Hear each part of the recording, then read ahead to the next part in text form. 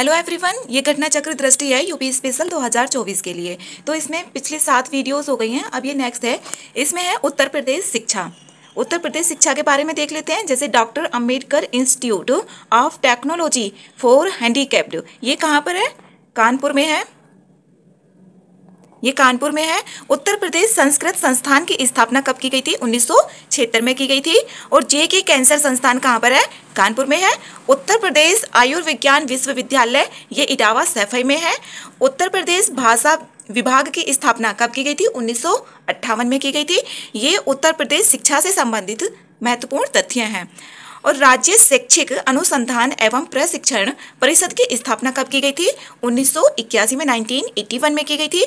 उर्दू प्रदेश की द्वितीय राजभाषा घोषित कब की गई थी? पहले हिंदी थी और बाद में जो उर्दू प्रदेश की द्वितीय राजभाषा घोषित की गई है कब? 1989 में की गई है। ये आया हुआ भी है यहाँ से। और उत्तर प्रदेश हिंदी संस्थान की स्थापना 1976 में की गई है। अखिल भारतीय आयुर्विज्ञान संस्थान जो एम्स है वो कहाँ पर है? रायबरेली और गोरखपुर में। उत्तर प्रदेश बेसिक शिक्षा परिषद की स्थापना 1972 की गई है। उत्तर प्रदेश चिकित्सा एवं प्रौद्योगिकी शिक्षण संस्थान 2021-22 में कहाँ पर कितनी संख्या है? जैसे राजकीय इंजीनियरिंग कॉलेज, उसमें कितनी है? 12 है। और निजी मेडिकल कॉलेज, इसमें 30। इसमें नर्सिंग, फार्मेसी, आयुर्वेदिक, होम्योपैथी, यूनानी कॉलेज सम्मिलित नहीं है। इसमें ये सारे नहीं है, लेकिन यहाँ पर क्या है? ये मेडिकल कॉलेज है यहाँ पर। अब इसमें सरकारी कॉलेज, उसकी सरकारी मेडिकल कॉलेज कितने हैं यहाँ पर? 35। पॉलिटेक्निक राजकीय कितने हैं यहाँ पर? 168। औद्योगिक प्रशिक्षण संस्थानों की संख्या कितनी है? 304 है। इसमें आगे उत्तर प्रदेश में स्थित प्रमुख शिक्षण संस्थान यूजीसी की वेबसाइट के अनुसार है 15 मार्च 2024 तक। अद्यतन का मतलब होता है आज तक, मतलब आज के हाल ही का। उत्तर प्रदेश में स्थित प्रमुख शिक्षण संस्थान जो यूजीसी का मतलब है यूनिवर्सिटी ग्रांट कमीशन, विश्वविद्यालय ग्रांट मतलब अनुदान आयोग की वेबसाइट के अनुसार है। ये केंद्रीय विश्वविद्यालय कितने हैं? 6 हैं। किसमें? उत्तर प्रदेश में। कौन कौन से हैं? जैसे इलाहाबाद प्रयागराज 1887 में, बनारस हिंदू विश्वविद्यालय वाराणसी, ये कब? 1916 में। अलीगढ़ मुस्लिम विश्वविद्यालय अलीगढ़ 1920 में इसकी स्थापना हुई थी। बाबा साहेब भीमराव अंबेडकर विश्वविद्यालय लखनऊ 1996 में। राजीव गांधी राष्ट्रीय विमानन विश्वविद्यालय अमेठी में है ये, इसकी स्थापना 2013 में अधिनियम पारित करके हुई थी। रानी लक्ष्मीबाई केंद्रीय कृषि विश्वविद्यालय ये झांसी में है, इसकी स्थापना 2014 में हुई थी। तो इसका डेट भी पता होना चाहिए और कहाँ पर है ये भी पता होना चाहिए। अब इसमें डीम्ड विश्वविद्यालय देख लेते हैं। जैसे नेहरू ग्राम भारती विश्वविद्यालय प्रयागराज, इसकी स्थापना 2008 में हुई थी। शोभित अभियांत्रिकी एवं प्रौद्योगिकी संस्थान, ये कहाँ पर है? मेरठ में, 2006 में इसकी स्थापना हुई थी। जेपी सूचना प्रौद्योगिकी संस्थान नोएडा, ये 2004 में। संतोष विश्वविद्यालय गाजियाबाद, ये 2007 में। Indian veterinary research institute Izzatnagar, ये कहाँ पर है? बरेली, इसकी स्थापना 1983 में हुई थी। दयाल बाग एजुकेशनल इंस्टीट्यूट आगरा, ये कहाँ पर है? 1981 में इसकी स्थापना हुई थी और ये आगरा में है। केंद्रीय उच्च तिब्बती शिक्षा संस्थान, ये कहाँ पर है? वाराणसी में, 1988 में इसकी स्थापना हुई थी। Same Higgin bottom university of agriculture technology and sciences, इसका जो पहले नाम था वो इलाहाबाद एग्रीकल्चरल इंस्टीट्यूट, वर्ष 2000 में यूजीसी द्वारा डीम्ड विश्वविद्यालय का दर्जा दिया गया था। अब इसमें निजी विश्वविद्यालय देख लेते हैं। जो प्राइवेट विश्वविद्यालय हैं वो कितने हैं? 39 है यहाँ पर। अग्रवन हेरिटेज विश्वविद्यालय, ये आगरा में है। के.एम. कृष्ण मोहन विश्वविद्यालय मथुरा में है। महावीर विश्वविद्यालय ये मेरठ में है। Major SD. सिंह विश्वविद्यालय फर्रुखाबाद में। एस.डी.जी.आई. ग्लोबल विश्वविद्यालय गाजियाबाद में। टी.एस. मिश्रा विश्वविद्यालय लखनऊ में। वरुण अर्जुन विश्वविद्यालय सहारनपुर में है। IILM विश्वविद्यालय ग्रेटर नोएडा 2022 में है। और ये IILM विश्वविद्यालय ग्रेटर नोएडा में है ये, और 2022 में बनाया गया था। यूनाइटेड विश्वविद्यालय प्रयागराज 2021। महायोगी गोरखनाथ विश्वविद्यालय गोरखपुर, ये भी 2021 में। FS विश्वविद्यालय फिरोजाबाद 2021। बेनेट विश्वविद्यालय ग्रेटर नोएडा 2016। बरेली अंतर्राष्ट्रीय विश्वविद्यालय बरेली में, ये 2016 में इसकी स्थापना हुई थी। और एरा विश्वविद्यालय, ये कहाँ पर है? लखनऊ में है। ये एरा है, एटा नहीं है।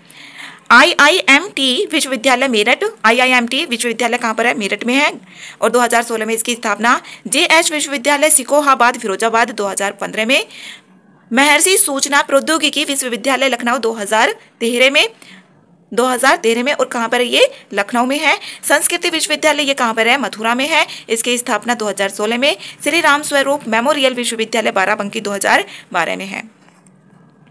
इसमें आगे ग्लोकल विश्वविद्यालय सहारनपुर 2012 में है। जेपी विश्वविद्यालय अनूप शहर विश्वविद्यालय ये कहाँ पर है? जो जेपी विश्वविद्यालय अनूप शहर है ये बुलंदशहर में 2014 में इसकी स्थापना हुई थी। रमा विश्वविद्यालय ये कहाँ पर है? कानपुर 2014 में। शोभित विश्वविद्यालय सहारनपुर 2012 में। जगत गुरु राम भद्राचार्य दिव्यांग विश्वविद्यालय चित्रकूट 2001 में। गलकोटियस विश्वविद्यालय ग्रेटर नोएडा 2011 में। एमिटी विश्वविद्यालय ये कहाँ पर है? नोएडा में 2005 में बनाया गया था। JLA विश्वविद्यालय मथुरा 2010 में। एनवर्टीज विश्वविद्यालय बरेली में 2010। मोनाद विश्वविद्यालय हापुड़ में है ये 2010 में बनाया गया था। मंगलायतन विश्वविद्यालय अलीगढ़ 2006 में। मोहम्मद अली जौहर विश्वविद्यालय ये रामपुर में। तीर्थंकर महावीर विश्वविद्यालय मुरादाबाद 2008। शारदा विश्वविद्यालय ग्रेटर नोएडा 2009। स्वामी विवेकानंद शिव भारती विश्वविद्यालय ये मेरठ में और 2014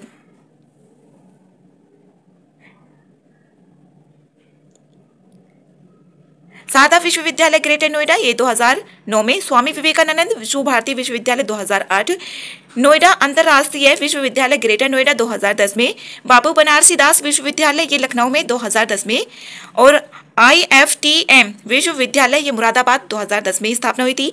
इंटीग्रल विश्वविद्यालय लखनऊ में है और 2004 में। श्री वेंकटेश्वरा विश्वविद्यालय ये गजरोला अमरोहा में है और 2010 में इसको बनाया गया था। और इनकी संख्या कितनी है? 39 है। जो निजी विश्वविद्यालय जो प्राइवेट यूनिवर्सिटीज है उसकी बात की गई है। अब राज्य विश्वविद्यालय का देख लेते हैं, यहाँ पर कितने हैं? 36 हैं। अब जैसे लखनऊ विश्वविद्यालय ये कहाँ पर है? लखनऊ 1921 में। वीर बहादुर सिंह पूर्वांचल विश्वविद्यालय ये जौनपुर में और इसकी स्थापना 1987 में।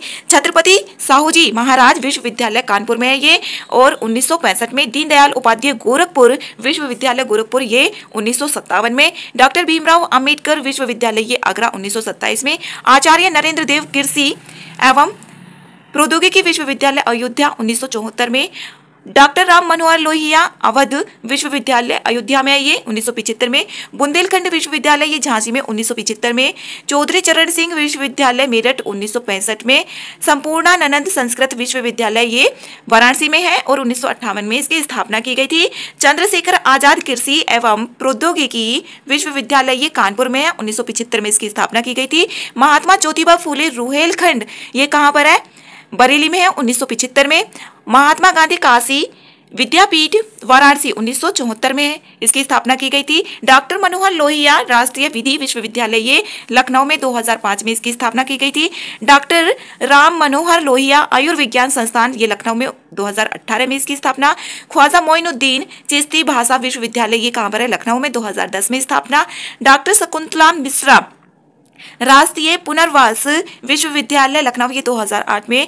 प्रोफेसर राजेंद्र सिंह जो रज्जू भैया भी है इसका नाम विश्वविद्यालय प्रयागराज 2016 में इसकी स्थापना। उत्तर प्रदेश राजश्री टंडन मुक्त विश्वविद्यालय प्रयागराज में है ये। पहले क्या था? ये डीम्ड विश्वविद्यालय के रूप में वर्ष 1999 में स्थापित किया गया था, लेकिन अब क्या ये विश्वविद्यालय है और 2004 में इसको स्थापना की गई थी। पहले क्या था? ये डीम्ड विश्वविद्यालय और 1999 में इसकी स्थापना की गई थी। डॉक्टर APJ अब्दुल कलाम प्राविधिक विश्वविद्यालय लखनऊ 2001 में इसकी स्थापना। उत्तर प्रदेश पंडित दीनदयाल उपाध्याय पशु चिकित्सा विज्ञान विश्वविद्यालय एवं गो अनुसंधान संस्थान ये कहाँ पर है? मथुरा में है और 2001 में इसकी स्थापना की गई थी। सरदार वल्लभ भाई पटेल कृषि एवं प्रौद्योगिकी विश्वविद्यालय ये मेरठ में है, इसकी स्थापना 2000 में की गई थी। गौतम बुद्ध विश्वविद्यालय ये कहाँ पर है? ग्रेटर नोएडा में 2002 में इसकी स्थापना। उत्तर प्रदेश किंग जॉर्ज दंत विज्ञान विश्वविद्यालय ये लखनऊ 2004 में स्थापना। किंग जॉर्ज चिकित्सा विश्वविद्यालय लखनऊ में 2004 में। बांदा कृषि एवं प्रौद्योगिकी विश्वविद्यालय ये बांदा 2010 में स्थापना। मदन मोहन मालवीय प्रौद्योगिकी विश्वविद्यालय गोरखपुर में 2013 में। सिद्धार्थ विश्वविद्यालय कपिलवस्तु सिद्धार्थनगर 2015 में। उत्तर प्रदेश आयुर्विज्ञान विश्वविद्यालय ये सैफई में है, इटावा 2016 में इसकी स्थापना की गई थी। हरकोट बटलर ये एक समिति भी थी जो रियासतों से रिलेटेड है। और ये हरकोट बटलर प्रौद्योगिकी विश्वविद्यालय कानपुर, ये 2016 में इसकी स्थापना। जननायक चंद्रशेखर विश्वविद्यालय, ये बलिया में 2016 में इसकी स्थापना की गई थी। अटल बिहारी वाजपेयी चिकित्सा विश्वविद्यालय 2018 में इसकी स्थापना की गई थी। भारत खंडे संस्कृति विश्वविद्यालय, ये लखनऊ में है, 2022 में इसकी स्थापना की गई थी। मां शाकंभरी विश्वविद्यालय सहारनपुर में, ये राजा महेंद्र प्रताप सिंह राज्य विश्वविद्यालय, ये अलीगढ़ में है। महाराजा सुहेल देव, ये कहां पर है, आजमगढ़ में है। ये इसमें यहाँ पर प्रमुख निर्माणाधीन, जो अभी निर्माणाधीन है या प्रस्तावित है राज्य विश्वविद्यालय, उनके बारे में बताया हुआ है। जैसे मेजर ध्यानचंद खेल विश्वविद्यालय, ये कहाँ पर, मेरठ में निर्माणाधीन है। उत्तर प्रदेश, हाँ ये याद रहे या नहीं, इसमें से कुछ याद होने चाहिए, पर ये थोड़े याद होने चाहिए क्योंकि ये काम है और ये आ भी सकते हैं। तो यहाँ पर मेजर ध्यानचंद खेल विश्वविद्यालय मेरठ, ये मेरठ में है। उत्तर प्रदेश पुलिस और फॉरेंसिक साइंस विश्वविद्यालय, ये कहाँ पर है, लखनऊ में। मिलान करने के लिए आ जाएगा। महायोगी गुरु गोरखनाथ आयुष विश्वविद्यालय, ये कहाँ पर है, गोरखपुर में है। प्रयागराज डॉक्टर राजेंद्र प्रसाद राष्ट्रीय विधि विश्वविद्यालय, ये कहाँ पर है, प्रयागराज में है। इसमें आगे है उत्तर प्रदेश प्रमुख शोध संस्थान के बारे में। इसमें प्रमुख शोध संस्थान, और यहाँ से क्वेश्चंस आए हुए भी हैं लास्ट ईयर में, इसमें है भी वो ऑप्शंस। केंद्रीय औषधीय एवं सगंध पौधा संस्थान, central institute of medicinal and aromatic plants, CIMAP, ये कहाँ पर है, लखनऊ में है। भारतीय विश्व विज्ञान अनुसंधान संस्थान, ये कहाँ पर है, लखनऊ में है। ये भी केंद्रीय औषधि अनुसंधान कहाँ पर है, लखनऊ में। जो केंद्रीय औषधि अनुसंधान है कहाँ पर है, ये लखनऊ में है। Indian institute of toxicology research, ये कहाँ पर है, लखनऊ में है। Indian institute of toxicology research, Lucknow में। भारतीय पशु चिकित्सा, ये कहाँ पर है, अनुसंधान, इज्जत नगर बरेली में है। राष्ट्रीय कृषि वानिकी अनुसंधान केंद्र, ये कहाँ पर है, झांसी में है। केंद्रीय पक्षी एवियन अनुसंधान संस्थान, ये भी कहाँ पर है, बरेली में है, Izzat Nagar. Indian institute of Vegetable Research कहाँ पर है, ये जो इंडियन इंस्टीट्यूट ऑफ वेजिटेबल है वो वाराणसी में है। केंद्रीय उपोष्ण बागवानी, जो केंद्रीय उपोष्ण बागवानी संस्थान है, इसका पहले नाम क्या था, केंद्रीय आम अनुसंधान स्टेशन, ये कहाँ पर है, लखनऊ में है। और आगे इसमें national bureau of fish genetics resources, ये कहाँ पर है, लखनऊ में है, ये लखनऊ में है। Indian grain storage management and research institute, ये कहाँ पर है, हापुड़ में है। राष्ट्रीय सांस्कृतिक संपदा संरक्षण अनुसंधानशाला, ये लखनऊ में है। गोविंद वल्लभ पंत सामाजिक विज्ञान संस्थान, ये कहाँ पर है, प्रयागराज में। इसे यहाँ से ना क्वेश्चंस आए हुए हैं। इसमें आगे भी दिए हुए हैं, जैसे भारतीय कालीन प्रौद्योगिकी संस्थान IICT, ये कहाँ पर है, भदोही में है। National institute of biologicals NIB, ये कहाँ पर है, नोएडा में है। अनुसंधान अभिकल्प एवं मानक संगठन research design and standards organisational भारतीय रेलवे, कहाँ पर है, ये लखनऊ में है। VV Giri national labour institute, ये कहाँ पर है, नोएडा में है, ये नोएडा में है। राष्ट्रीय उद्यमिता एवं लघु व्यवसाय, जो छोटे व्यवसाय होते हैं उनके लिए विकास संस्थान कहाँ पर है, नोएडा में है, ये नोएडा में है। Central pulp and paper research institute कहाँ पर है, सहारनपुर में है। कोशिकीय एवं निवारण अबुर्ध शास्त्र संस्थान ICPO कहाँ पर है, नोएडा में है। केंद्रीय बकरी अनुसंधान संस्थान कहाँ पर है, ये मथुरा में है। भारतीय चरागाह एवं चारा अनुसंधान संस्थान, ये आया हुआ है, ये कहाँ पर है, झांसी में है। और न्यायिक प्रशिक्षण एवं अनुसंधान संस्थान की बात करें तो ये लखनऊ में है। हरिश्चंद्र अनुसंधान संस्थान, ये प्रयागराज में है। भारतीय दलहन अनुसंधान, ये भी आया हुआ कानपुर में है। राष्ट्रीय गन्ना अनुसंधान संस्थान, ये भी आया हुआ है, ये लखनऊ में है। Indian institute of handloom technology, ये कहाँ पर है, वाराणसी में है। Birbal Sahni institute of palaeo botany, ये कहाँ पर है, लखनऊ में है। राष्ट्रीय सरकार संस्थान NSI, ये कानपुर में है। राष्ट्रीय वनस्पति अनुसंधान संस्थान, ये कहाँ पर है, लखनऊ में है। इसमें आगे देख लेते हैं अब उत्तर प्रदेश बजट के बारे में है, जो 2024-25 वाला बजट है, इसके बारे में देख लेते हैं। विगत वर्ष के बजट अनुमान, जो विगत पिछला बजट था उसका जो अनुमान है, यहाँ पर 69242.43 करोड़ रुपए की तुलना में कितने की वृद्धि हुई है, जो पिछला बजट है उसकी तुलना में 6.7% की वृद्धि हुई है, ये याद रखना है, 6.7% की वृद्धि हुई है। वित्तीय वर्ष 2024, ये 2024-25 के लिए है कि बजट का आकार कितना है, यहाँ पर 73,6437.71 करोड़ रुपए ये अनुमानित है। और विगत वर्ष के संशोधित बजट अनुमान की तुलना में 16.5% की वृद्धि हुई है। और पूंजी लेखे का व्यय देखें, जो पूंजी लेखे होती है, जो कैपिटल होता है, उसका कितना है यहाँ पे 3782.38 करोड़ रुपए है। और राजस्व लेखे का देखें यहाँ पर तो कितना 532655.33 करोड़ रुपए ये अनुमानित है। अब इसमें आगे देख लेते हैं जो प्रमुख बिंदु है बजट का 2024-25 के लिए। अब राजस्व है, अब देखो राजस्व क्या होता है, जैसे कि एग्जाम्पल देखते हैं यहाँ पर। जैसे एग्जाम्पल के लिए, जैसे कोई स्कूल है, अब उसमें कोई कुछ चीज़ें हैं वो उसमें ख़राब हो गई, तो उसमें उसको क्या करवाना है, रिपेयर करवाना है, मरम्मत करवानी है, तो उसका खर्चा हो गया, तो वही क्या होता है, राजस्व हो जाता है। अब जैसे ब्याज, इसमें ब्याज की जो भी अदायगी की जाती है, जो ब्याज की अदायगी की जाएंगी वो भी इसी में ही आ जाती है। और जो सब्सिडी पे खर्च होगा ना, जो भी सब्सिडी पर व्यय खर्च होगा वो भी इसी में ही आ जाता है, राजस्व व्यय में। एक तो करों पर जो भी टैक्स थे, टैक्स की जो अदायगी हो रही थी, ब्याज की जो अदायगी हो रही थी, वो भी इसी में ही आ जाता है। ये एग्जांपल्स हैं। अब जैसे जुर्माना है, जुर्माना भी किसी में आ जाएगा, जुर्माना तो देखो बार बार देना पड़ेगा, किसी पे अगर बार बार हो रहा है तो बार बार देना पड़ता है, तो वो किस में आ जाएगा, राजस्व व्यय में आ जाएगा। किसी भी चीज़ की हम मरम्मत करवा रहे हैं तो उसमें क्या आ जाएगा, वो आएगा राजस्व व्यय में। अब इसमें देख लेते हैं यहाँ पर कितना है, इसका 5.33 लाख करोड़ रुपए है जो व्यय है। अब इसकी जो कुल प्राप्तियां हुई थी, जैसे कि टैक्स हो गया, टैक्स प्राप्ति हो रही है, इसमें शुल्क हो गए वो प्राप्ति हो रही है, तो यहाँ पर प्राप्तियां वो हो जाएंगी और वह जो खर्च किया जा रहा था वो हो जाता है। प्राप्तियां कितनी है, 7.21 लाख करोड़ रुपए है। राजस्व प्राप्तियां देखें, कुल प्राप्तियां थी ये, और राजस्व प्राप्तियां की बात करें तो 6.07 लाख करोड़ की है। अब यहाँ पर पूंजीगत व्यय देख लेते हैं। अब पूंजीगत व्यय, पूंजीगत कौन सा होगा, जैसे कि अब यहाँ पर हमने कुछ रक्षा के लिए हथियार खरीदे, तो हम पूंजी तो खरीद रहे हैं, जैसे भूमि खरीदी, लैंड खरीद ली, ठीक है, भूमि खरीद ली, या फिर जैसे पूरा स्कूल बना रहे हैं, हम पूरा स्कूल बना रहे हैं, तो वो क्या हो गया, यहाँ पर पूंजी हो गई। और भी एग्जाम्पल देख सकते हैं, जो भी नए सिरे से कर रहे हैं, जो भी नई सिरे से उसको सेटअप कर रहे हैं, तो वो किस में आ जाता है, पूंजी में ही आ जाता है। तो यहाँ पर इसमें जो इसका व्यय जो हुआ वो कितना है, 2.04 लाख करोड़ रुपए है। और इसमें पूंजीगत प्राप्तियां, जो पूंजीगत से प्राप्तियां हुई हैं, पूंजीगत से प्राप्तियां का मतलब है जैसे कि हमारी कोई पूंजी थी, हमारा कोई घर था और उससे हमें क्या कर दिया, बेच दिया, तो उससे जो प्राप्तियां, इस टाइप से, ये एग्जांपल है, फॉर एग्जांपल इस टाइप की प्राप्तियां कितनी हुई है, 1.14 लाख करोड़ रुपए की हुई है। अब यहाँ पर देख लेते हैं पूंजीगत परिव्यय, ये परिव्यय है। अब यहाँ पर परिव्यय क्या होगा, जैसे कि जो परिसंपत्तियां, पूरी पूंजीगत परिसंपत्तियां होती हैं, उनमें सुधार करने के लिए जो व्यय होगा, जो उनके मूल्य होंगे या उपयोगी जीवन को भौतिक रूप से उनको बढ़ाया जाएगा, भौतिक रूप से उनको बढ़ाया जा रहा है, वो हो जाती है पूंजीगत परिव्यय में आ जाती है। अब यहाँ पर राज्य की अपनी कर प्राप्तियां जो होंगी वो कितनी है, राज्य की अपनी प्राप्तियां जो हैं 2.70 लाख करोड़ रुपए हैं। अब निधि का प्रवाह कैसे होता है, जो निधि है, निधि मतलब होता है पैसा। अब फंड, अब यहाँ पर पैसा, अब पैसा कहाँ आता है और कहाँ चला जाता है, उसकी यहाँ पर बात कर रहे हैं। अब यहाँ पर रुपा कहाँ से आया और कहाँ जा रहा है, उसकी बात कर रहे हैं। यहाँ से भी आ जाता है, इसमें यूपी में कम आता है, लेकिन यूपीएससी में ज़्यादा आते हैं इस टाइप के क्वेश्चंस, लेकिन अब यूपी में भी आने लगे हैं। अब यहाँ पर देखते हैं, जो इसमें जो ब्लू से दिया हुआ है ना, ये गिवन है ब्लू से, तो ब्लू वाला है राज्य का अपना कर राजस्व, जो राज्य का अपना कर राजस्व कितना है, 37.1% है।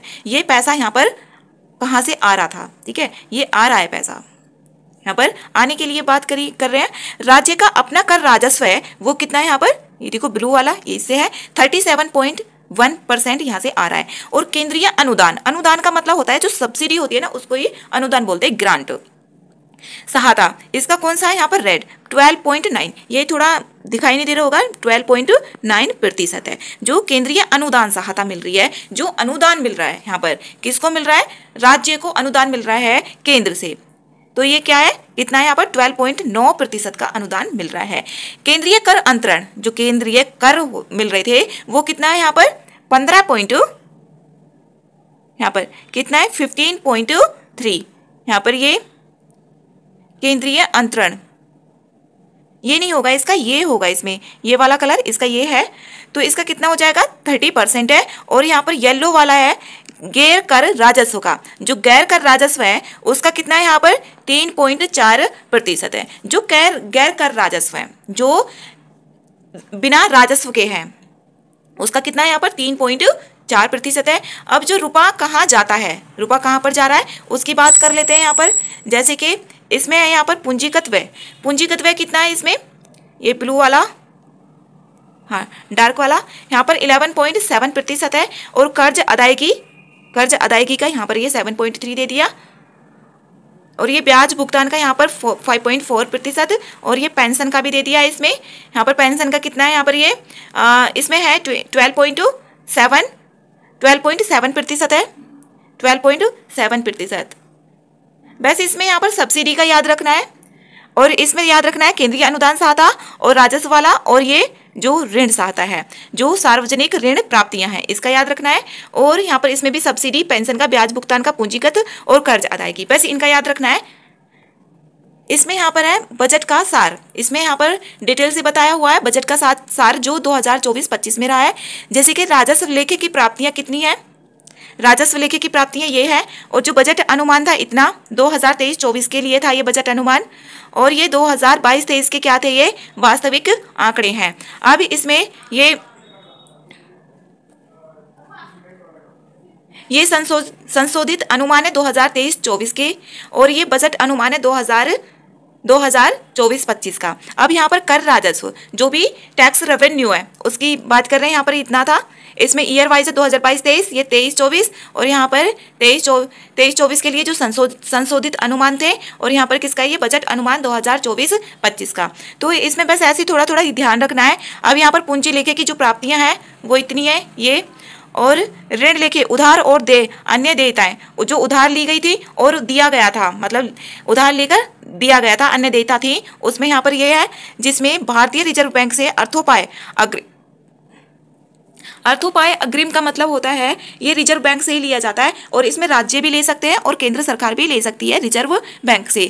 अर्थोपाय अग्रिम मतलब आगे के लिए। तो यहाँ पर इसमें ये दिया हुआ है। अब कुल प्राप्तियां इसमें 1+4 करके दे दिया है। जो कुल प्राप्तियां 1 से लेके 4 तक की दे दी है। यहाँ पर 1 से लेके 4 तक की दे दी है। राजस्व लेखे पर जो व्यय हुआ था वो कितना हुआ था, राजस्व लेखे पर जो भी उसमें रेवेन्यू था, राजस्व था लेखे पर, जो उसमें बार बार चीज़ों की मरम्मत की जा रही थी। इसमें पूंजीगत नहीं है शामिल, बस राजस्व है। और जो ब्याज अदायगी है, जो टैक्स दिया गया था वो कितना है, ये है। पूंजी लेखे पर है पूंजीगत परिव्यय कितना है, ऋण की अदायगी, जो भारतीय रिजर्व बैंक से प्राप्त अर्थोपाय अग्रिम का प्रतिदान सहित है ये। और यहाँ पर 8+10 का कुल दे दिया परिव्यय, 8 से 10, 8, 9, 10 है, 1 से 8 तक का दे दिया। यहाँ पर राजकोषीय घाटा, हाँ इसमें यह ध्यान रखना है कि जो राजकोषीय घाटा है ना उसका है यहाँ पर कितना, ये जो फिजिकल डेफिसिट है कितना डेफिसिट हुआ वही है यहाँ पर। तो इसका ये दे दिया है, प्रारंभिक घाटा है।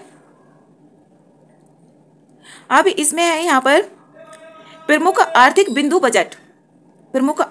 बजट है 2024-25 के लिए, ये ध्यान रखना है। इसमें ऊपर वाला तो बस ऐसे ही पढ़ लेना है एक बार। पूंजीगत परिव्यय में वृद्धि, जो पूंजीगत परिव्यय है उसमें वृद्धि कितने की हुई है यहाँ पर, और भी खर्चा ज्यादा हो गया है, कितना 6.19% का। राजस्व आधिक्य जो GSDP के है उसके कितने की यहाँ पर 2.97%। जो राजकोषीय घाटा है उसके राजकोषीय उत्तरदायित्व जो रिस्पॉन्सिबल है यहाँ पर FRBM की 3.5% की सीमा में इसको रहना है। लेकिन कितना है यहाँ पर, इसमें 3.46% है जो राजकोषीय घाटा है। इसमें बोला हुआ था कि 3.5% ही होना चाहिए जो FRBM एक्ट है उसमें। अब यहाँ पर कितना है, ये राज्य का ऋण GSDP में देखें तो कितना है 8.17 रुपये में, ठीक है। तो कितना है 32.7% है। अब है प्रमुख वित्तीय संकेतक। अब यहाँ पर वित्तीय संकेतक क्या है, जैसे कि GSDP देती है, GSDP जो स्टेट की GDP है उसका ही दिया हुआ है। यहाँ पर महामारी के बाद निरंतर 14% से अधिक का आर्थिक विकास किया है। कितने का विकास किया है, 14% से अधिक का विकास किया है। अब यहाँ पर देखिए 2016-17 में कितना था, 12.17, 2017-18 में 13 पॉइंट था, 2018 में भी बढ़ गया, और 2019 में देखिए 17, और यहाँ पर फिर ना 2020-21 में ये घट गया है, क्योंकि इस टाइम पर क्या था, कोरोना आया था, तो उसकी वजह से यहाँ पर क्या हो गया है, घट गया। जो GSDP है ये लाख करोड़ रुपए में है, अब यहाँ पर इसमें घट गया है, फिर यहाँ पर बढ़ गया है। अब ऐसे क्वेश्चन आ जाता है UPSC में, तो ये आता है कि निरंतर, अब इसमें पूछ सकता है 2016-17 से 2024-25 तक क्या GSDP निरंतर बढ़ी है, तो यहाँ पर निरंतर बढ़ी नहीं है। ये तो खैर पता ही है सभी को कि कोरोना आया था, कोरोना की वजह से उस टाइम पे क्या हो गया था, नीचे चला गया था ग्राफ। तो यहाँ पर 2020-21 में क्या हो गया था, घट गया है पिछले साल से इससे, और यहाँ पर फिर बढ़ गया है। अगर यहाँ से पूछे कि 2021 2021-22 से क्या निरंतर बढ़ा है 2024-25 तक? तो ये ऑप्शन ना करेक्ट हो जाएगा, ठीक है, क्योंकि देखो यहाँ पर बढ़ रहा है ग्राफ, ठीक है। तो यहाँ पर ये जीएसडीपी है, किसमें? लाख करोड़ रुपए में है। अब इसमें आगे देख लेते हैं, प्राप्तियों में वृद्धि मुख्यतः राज्य के अपने कर राजस्व के माध्यम से अर्जित जो की गई है।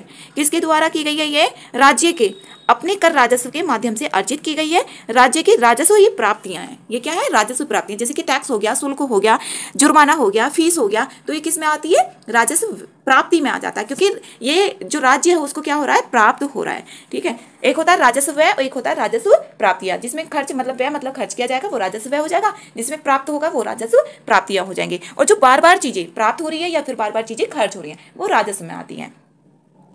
अब यहाँ पर देखें, इसमें ये राजस्व प्राप्तियां करोड़ रुपए में है। अब इसमें यहाँ पर 2018-19 से ऐसे तो नहीं आएगा, ये ऐसे आ जाता है कि निरंतर बढ़ रही है या लगातार बढ़ रही है, इस टाइप से। अब देखो यहाँ पर 32 था, इसमें 36 हो गया, इसमें 29, इसमें घट गया है यहाँ पर, ठीक है, 2020-21 में। इसमें यहाँ पर अगर 2020-21 आ जाता है, किसी में शामिल हो जाता है आंकड़ा, तो उसमें ग्राफ ना नीचे चला गया था हर किसी में, एक आध चीज को छोड़कर। तो यहाँ पर कितना है? अब इसमें बढ़ गया, फिर यहाँ पर फिर ये बढ़ता जा रहा है, ठीक है। तो ये बढ़ता जा रहा है यहाँ पर, तो क्या हो गया?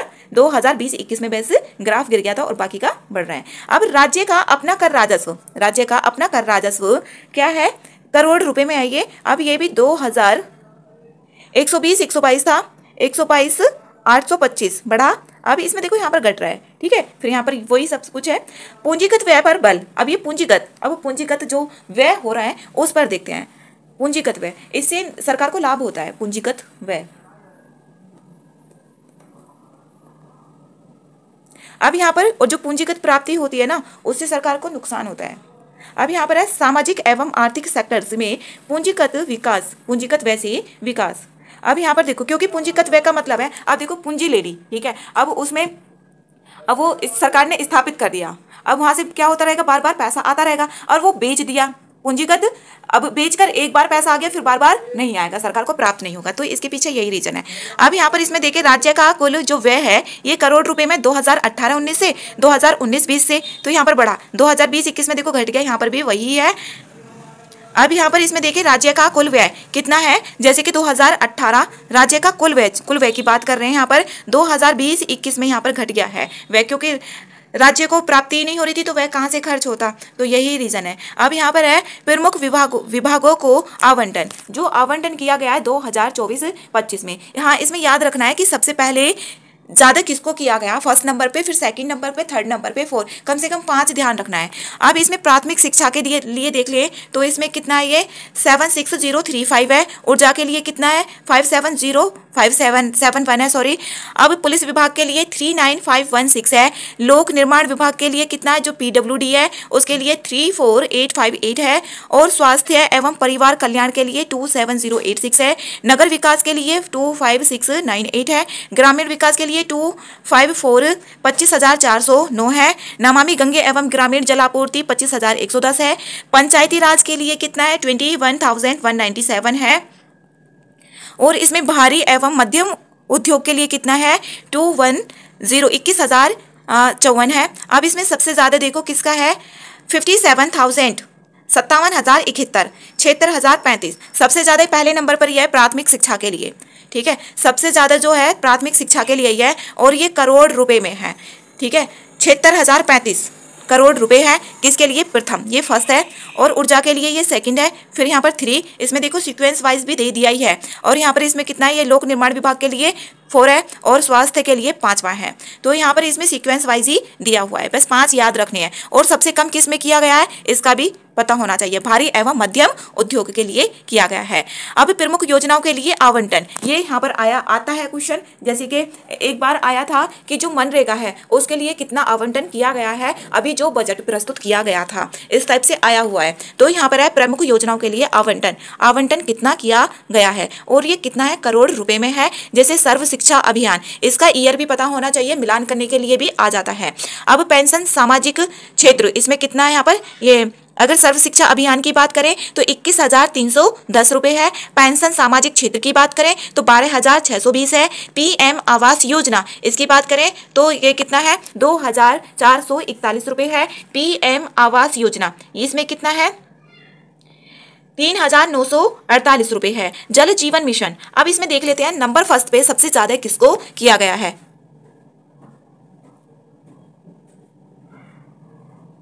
जल जीवन मिशन, जल जीवन मिशन में 22,000, मनरेगा में 5,060 है। स्वच्छ भारत मिशन इसमें कितना है 4,867 है। और स्वच्छ भारत ये आई जाता है यहाँ पर दे देगा करोड़ रुपए में और इसको मिलान करना होता है। स्वच्छ भारत मिशन शहरी में कितना है 2,708 है। समेकित बाल विकास योजना इसमें 5,129 रुपये। इसमें देखिए हम सबसे ज्यादा किसका है 21,310 रुपये, 21,310 रुपये। और यहाँ पर जल जीवन मिशन का कितना है 22,000 है। तो जल जीवन का मिशन कितना है 22,000। उसके बाद है यहाँ पर सर्व शिक्षा अभियान, सर्व शिक्षा अभियान का है 21,310। नंबर फर्स्ट पे तो ये हो गया, नंबर फर्स्ट पे कौन सा है जल जीवन मिशन है। नंबर सेकंड पे है सर्व शिक्षा अभियान 21,000। उसके बाद देखें यहाँ पर तो 12,000। तीसरे पर है पेंशन, तीसरे पर पेंशन है। अब नंबर 4 पे बात करें, यहाँ पर है 2,708 है ये 2,708। उसके बाद यहाँ पर 5,129 मतलब 5,129।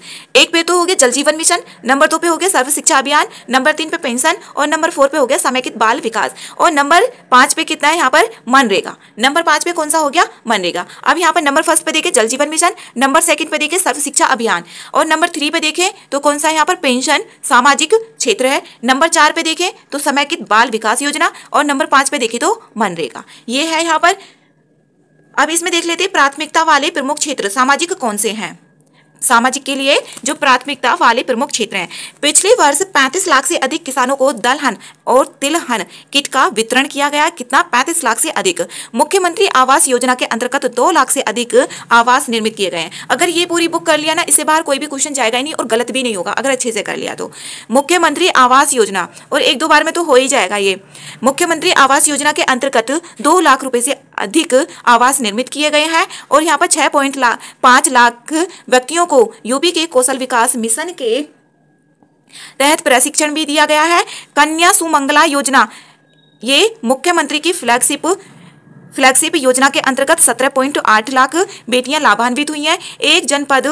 एक मेडिकल कॉलेज के अंतर्गत 45 जिलों में 66 मेडिकल कॉलेज की स्थापना की गई है। सोलर रूफटॉप है उनकी स्थापना 4 गुना वृद्धि हो गई है। हरित कवरेज बढ़ाने के लिए 1 वर्ष में 36 करोड़ से अधिक वृक्षारोपण भी किए गए हैं। मुख्यमंत्री युवा रोजगार योजना के तहत 1.80 लाख रोजगार भी स्वीकृत किए गए हैं। अब प्राथमिकता वाले प्रमुख क्षेत्र वो कौन कौन से हैं, जैसे कि प्रधानमंत्री मुद्रा योजना। ये योजना थी 2015 में शुरू की गई थी। मुद्रा योजना माइक्रो फाइनेंस से रिलेटेड थी ये। अब यहाँ पर प्रधानमंत्री जनधन योजना से देखें ये 2014 में की गई थी। पीएम स्वनिधि योजना है, प्रधानमंत्री अटल पेंशन योजना है और यहाँ पर प्रधानमंत्री सुरक्षा बीमा योजना। ये प्राथमिकता वाले प्रमुख क्षेत्र हैं भारत में जो प्रथम है। भारत में दूसरा देख ले, दूसरे स्थान पर कौन कौन से हैं, जैसे कि प्रधानमंत्री जीवन ज्योति बीमा योजना। इनका ना ईयर भी याद होना चाहिए, उद्देश्य भी याद होना चाहिए। ठीक है, बस इतना, एक तो ईयर पता होना चाहिए, उद्देश्य पता होना चाहिए, किस डिपार्टमेंट के अंतर्गत आती है, बस 3 चीजें, बस हो गया क्वेश्चन। उत्तर प्रदेश को डीबीटी परफॉर्मेंस रैंकिंग में दूसरा स्थान मिला, जो राज्य द्वारा किए गए लक्षित एवं कुशल हस्तांतरण का प्रमाण है। अब बजट में नई पहलें कौन सी की गई हैं, तो इसको नेक्स्ट वीडियो में देखेंगे।